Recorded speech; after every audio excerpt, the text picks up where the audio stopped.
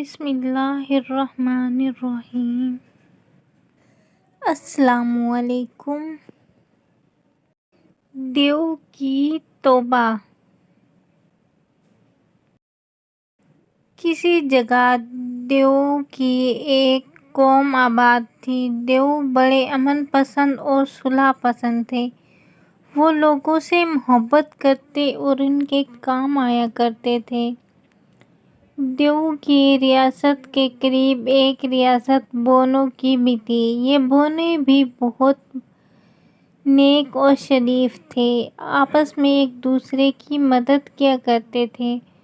دیو کے بادشاہ کا شہزادہ بڑا شریر اور فسادی تھا اور بونو کو تنگ کرتا رہتا تھا۔ ان کی ریاست میں زبردستی داخل ہو کر چھوٹے چھوٹے گھروں کو تباہ کر دیتا اور بہت خوش ہوتا۔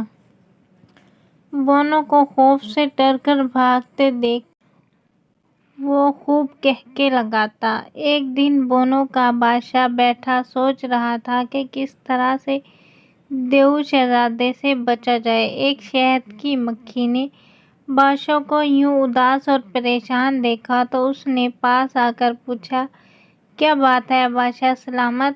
آپ مجھے پریشان دکھائی دے رہے ہیں۔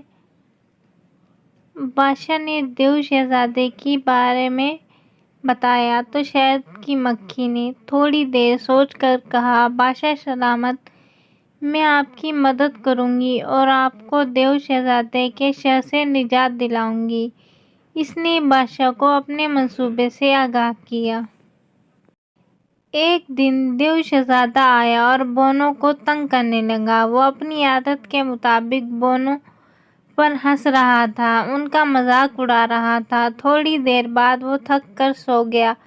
اچانک دیو شہزادے کے کان میں شہد کی مکھی گھس گئی۔ شہزادہ اچھلنے اور چلانے لگا، میری مدد کرو، میری مدد کرو۔ کوئی بھی اس کی مدد نہ کر سکا۔ اس کی حالت روز بروز خراب ہوتی گئی۔ وہ سو بھی نہیں سکتا تھا۔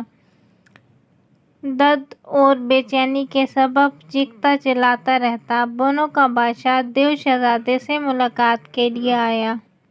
اس نے شہزادے سے کہا، میں آپ کی مدد کرنے کے لیے تیار ہوں، لیکن آپ وعدہ کریں کہ آپ ہم بونو کو کبھی تنگ نہ کریں گے۔ دیو شہزادہ زور سے چلایا، میں وعدہ کرتا ہوں، آئندہ بونو سمیت کسی کو بھی تنگ نہیں کروں گا۔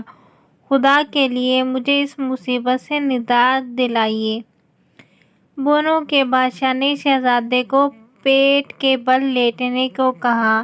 پھر اس نے اپنے ساتھ آئے ہوئے بونو کو حکم دیا کہ وہ شہزادے کو لاٹھیوں سے مارے۔